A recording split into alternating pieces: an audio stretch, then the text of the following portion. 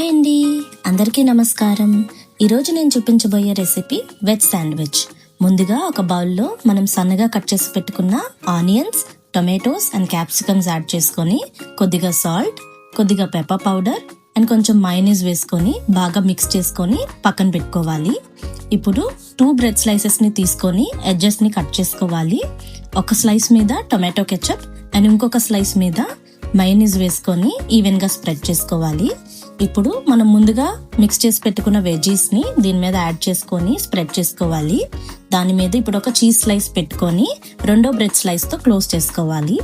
ఇప్పుడు ఒక ప్యాన్ మీద బటర్ వేసుకొని బ్రెడ్ స్లైసెస్ని రెండు వైపులా గోల్డెన్ బ్రౌన్ కలర్ వచ్చే వరకు బాగా కాల్చుకొని టొమాటో కెచప్తో సర్వ్ చేసేసుకోవడమే. అంతేనండి, ఈ రెసిపీ చాలా క్విక్ అండ్ ఈజీగా అయిపోతుంది. మీరు కూడా ట్రై చేసి మీకు ఎలా కుదిరిందో కామెంట్ సెక్షన్లో తప్పకుండా చెప్పండి. వీడియో నచ్చితే లైక్ చేసి, షేర్ చేసి, సబ్స్క్రైబ్ చేసుకోండి.